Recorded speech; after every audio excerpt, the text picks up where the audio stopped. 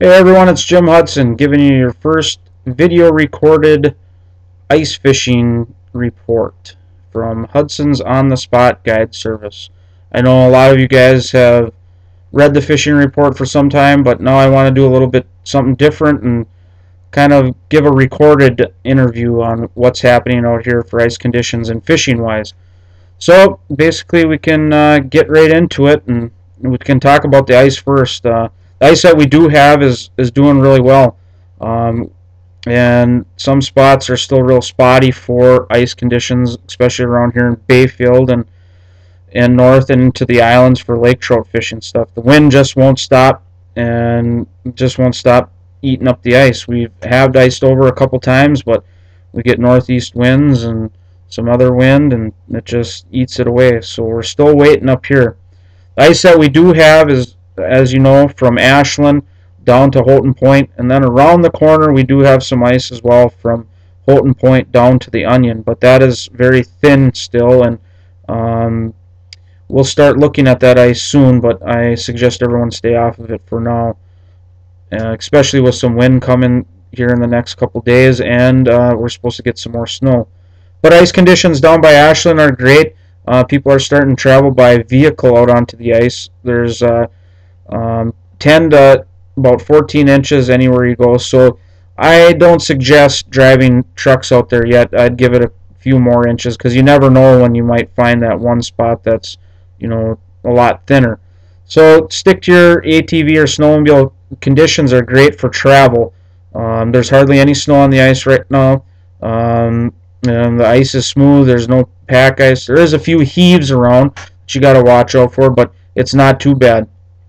So that ice stretches over to West End Park over in Washburn, and then as you get closer to the coal dock in Washburn, it starts to thin. Then you're looking at 10 inches, and then as you keep on going out of the channel, then it'll get less and less down to 6 inches, and then you'll come to the new ice, and that's about 3 inches now, and that ice is what protrudes up to Houghton Point. So pretty soon we'll be getting into some deeper water around there at Houghton Point to Long Island area, but we'll give it a few more days to grow a little bit. Fishing wise, fishing is hit or miss for most people. Fishing for myself has been pretty good the past few times out. From Ashland area, getting out in that 25 foot of water deeper, around wrapping around over to Bono Creek, same thing, 20 feet or deeper, and then you get over by Washburn off of the coal dock and getting out in that 20 feet or deeper as well. Heard of some pretty good perch reports over off of Second Landing and First Landing. Still in some shallower water for some bigger fish. But in the deeper water that we've been fishing, it's been a mixed bag, which is common on Chequamegon Bay here, first ice. Anything from smelt, perch, to browns, cohos, a few splake around, and some walleyes as well. Even some decent pike being caught as well. So, fishing is you'll hear one good report, two bad reports, but that's average here for Chequamegon Bay. The biggest thing right now I can tell people is the fish are roaming out in off of structure, and a lot of that is due to the muddy water conditions that we had before. We had them fish pushed off of shoreline, so the majority of the fish are still using the open water. So you want to get away from typical structure that you would see and just fish the lighthouse area and that middle part between Washburn and Ashland, and getting out in that deeper 40 foot of water off of Washburn as well. That's been most consistent fishing.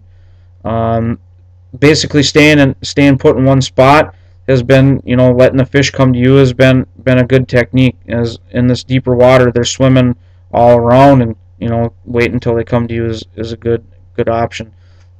Have your jigging rod inside your shack or outside, and have a dead stick minnow next to you, and then set a few tip ups as well. If you have a group of guys, cover some different ground, and you'll be set. With that, one tip I want to give to you guys for this year is I've been doing really well with a new lure that Northland came out with. It's basically called the Macho Minnow. It's a Castmaster type spoon, but the one thing it does have is has this clicker on the hook. You know, it's a slab spoon cut like that, and then you have that clicker on the hook.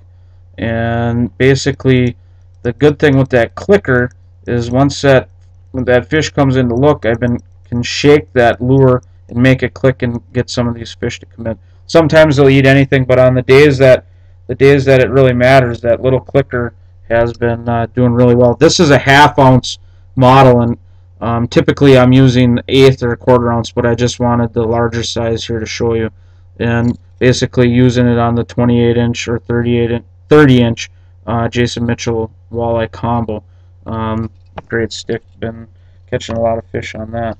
But anyways, that's the report for this week. Oh, one other thing I want to mention is if you can, and if you're home this weekend, watch Saturday morning John Gillespie's Waters and Woods. I filmed an episode with him on Monday and Tuesday, partly on an inland lake and partly out here on the bay. So we did a little bit different this year and got some good footage and some good fish. So if you watch that, FSN on Monday morning, it should be a great show and learns a few more techniques for out here on the bay or inland waters. So, till next time, good fishing, everyone. Take care. Bye.